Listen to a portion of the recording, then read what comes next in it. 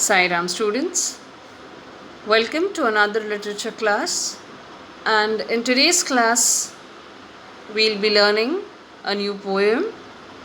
And the name of the poem is The Ball Poem, written by John Berryman. John Berryman was an American poet and scholar, and he is best known for the Dream Songs, which is a sequence of 385 poems. And he's also a recipient of Pulitzer Prize for his Dream Songs. He has also won National Book Award.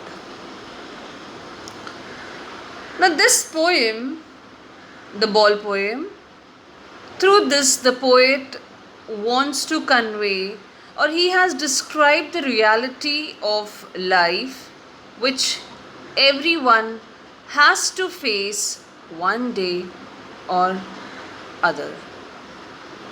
He has touched the topic of how to stand up against the miseries and sorrows of life. Now, he describes the grief of a boy over the loss of his ball. With that loss, he senses his first responsibility in a materialistic world, where those whom you love and your worldly possessions will not be with you forever. This poem is about losing something which we love and then learning to grow up. It's about a little boy who, in his young life, for the first time is learning what it is like to experience grief after the loss of a much beloved possession, which in this poem is a ball. So let's get started, students, and I hope a book and a pen is kept handy to jot down the important words and the important points. A ball poem. In this poem, a boy loses a ball and he is very upset. The ball doesn't cost much, nor it is difficult to buy another ball. So why is the boy upset? Let's read the poem and see what the poet thinks has been lost and what the boy has to learn from the experience of losing something. A ball poem. What is the boy now who has lost his ball? What is he to do? I saw it go, merrily bouncing down the street, and then merrily over, there it is in the water. So here this is giving us a very clear picture that the poet can see a small boy who is playing with a ball. Now, what does he say?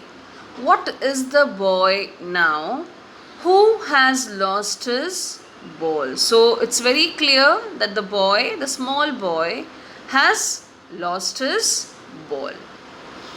What is he to do?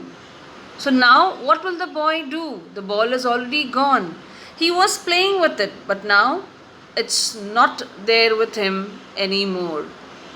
I saw it go. The poet, he maybe is standing at a very close distance where he can see this boy who was playing with the ball, and now this ball has gone down the street into the water. So how did the ball go? Merrily bouncing down the street and then merrily over, there it is in the water. Okay, so the boy was playing. All of a sudden, what has happened? The ball went down the street and now it is in water. Maybe there is a water body nearby and the ball has landed up in the water body. So the poet is questioning, what will the boy do now? Clear? Let's see the meaning. Merrily is cheerful and bouncing is jumping up and down. When we bounce a ball, it goes up and down. Yes, so that is how the ball went down the street into the water. Let's just read what the first stanza has to say. The poet is talking about a boy who has lost his ball. He wants to know about him and his reaction because he has lost the ball. Further, he asks to himself that what this boy will do after losing his ball. And the poet has seen the ball going away from the boy. He says that the ball was cheerfully jumping up and down the street, which means that when the ball skipped from the boy's hand, it went into the street and later on into the nearby river. So this was just an explanation of the first stanza. Let's proceed. No use to say, oh, there are other balls. An ultimate shaking grief fixes the boy. As he stands rigid, trembling, staring down all his young days into the harbor where his ball went. Now, the poet says, it's of no use telling him that there are other balls. Okay, the boy may be having other balls as well, but it's pointless telling him that it's okay if one ball is lost, you have another balls. So he says it's of no use.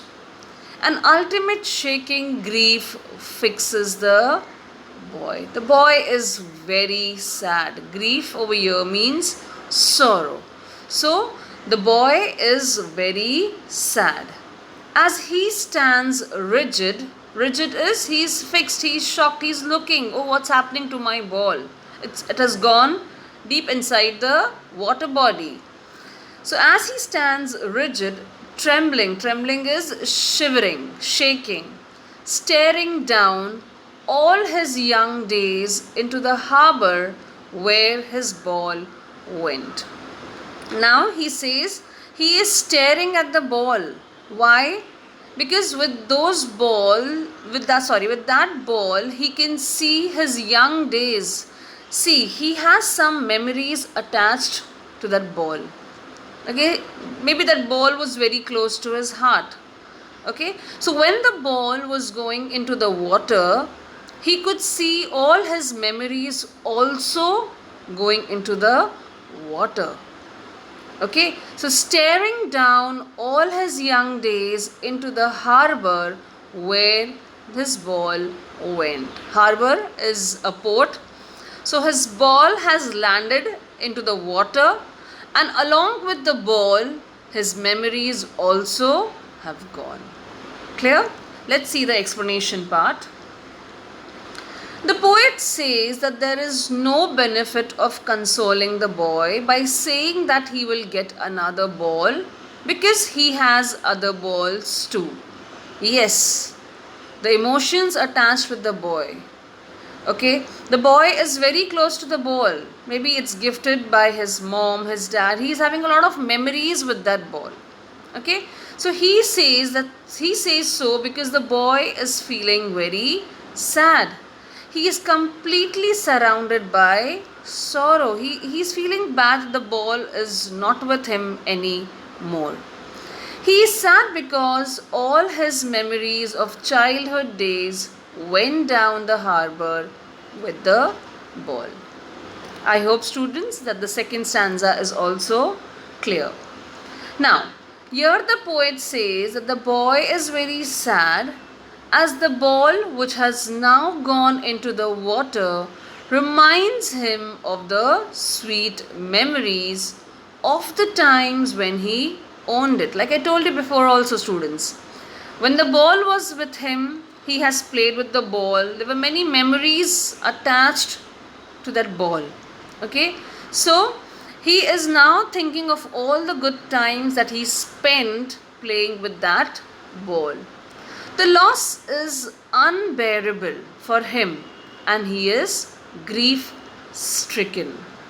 The poet says that he can't even tell the boy to take some money from him in order to buy another ball. So the poet says it's of no use consoling him also. Okay, there is no point. I can tell him there are other balls in the market. You also may be having few more balls at home. It's okay if one ball has gone. But he says no, there are some memories attached to that ball, okay, which have gone into the water with the ball. So the boy is very sad. Let's proceed. I would not intrude on him. A dime another ball is worthless. Now he senses first responsibility in a world of possessions. People will take balls, balls will be lost always, little boy. So here the poet is trying to convey something. Let us see what. So he says, I would not intrude on him. Intrude here is invade. I will not disturb the boy. He is sad. Okay, so I will not go and tell him anything because maybe he may be unwanted. The boy may not like the poet interfering. So he says, I would not intrude on him. A dime. Dime is 10 cents. A dime another ball. He can buy another ball which is just say 10 cents, which is very cheap, but it's worthless. There's no point. Why? Because with the new ball he cannot create the same memories that he had with the ball that has gone into the water. So he says a dime another ball is worthless. A ball is very cheap. He can buy a new ball, but not the memories which are attached to that ball. Now he senses his first responsibility in the world of possessions. So now he is realizing, now the little boy is realizing something. What is that? That is his first responsibility. He should have been very careful while playing. Okay, so he senses his first responsibility in a world of possessions. And what is that? People will take balls. Balls will be lost. Okay, you may misplace balls. People may take them away. Okay, so now you have to understand all these things, little boy. So now he is realizing, now he is sensing his first responsibility. So what's worthless? Worthless is useless. Possession is ownership. In this world of possession is ownership. Clear? He says so. Now he says that I can give him money, or he himself may be having some money. He can buy a new ball, but it's worthless. And why does he say so? Because the new ball will not bring the sense of belonging to the boy. Further, the poet says that time has come for the boy to learn the responsibility of taking care of his things. I told you. What does he say? Over here, he senses his first responsibility. Okay, that in the world of possession, he is supposed to take care of his things. Here the poet says that the boy has to learn that in this materialistic world of many of his belongings will be lost. Today is just a ball. Tomorrow may be something else. Okay, few days down the line, maybe he'll misplace something else, he'll lose something else. So he has to learn that in this materialistic world, many of his belongings will be lost. He personifies the ball as his belongings, be it in the worldly things or the relationship he is in possession of. So, your ball is just an example. He says today it's a ball, tomorrow it may be a person whom you love very much, maybe someone very close to your heart. You may lose him or her. You have to learn to move on in life. Okay, so he says that he has to learn to live without them no matter what. Okay, we just cannot stick to one person. Yes, we have fond memories with that person, but if the person is gone, it's very easy to say that if the person is gone, we have to learn to live without that person. It's a difficult thing, yes, I understand, but that is what is life. Life is all about moving ahead. So we should, here the poet tries to make us understand through a ball that today it's just a ball, children. Okay, tomorrow it can be something bigger than the ball. Okay, so he is trying to teach us that we have to learn how to take care of our things. Clear? And no one buys a ball back. Money is external. He is learning well behind his desperate eyes the epistemology of loss, how to stand up, knowing what every man must one day know, and most know many days how to stand up. Okay, so your desperate means hopeless. Okay, money is external. Money can buy us a new ball, but can money buy us a new relationship? Not possible. Okay, so and no one buys a ball back. Money is external. He is learning this. Okay, through a ball, he is learning to value all his relationships. Okay, he is learning well behind his desperate eyes the epistemology of loss. What is epistemology? It's the Greek word, it's come from the Greek word epistem, which means knowledge. So he is now gaining knowledge of loss. What have I lost? A ball. Okay, so how am I going to cope up with this loss? All these things he is learning. He's learning how to stand up.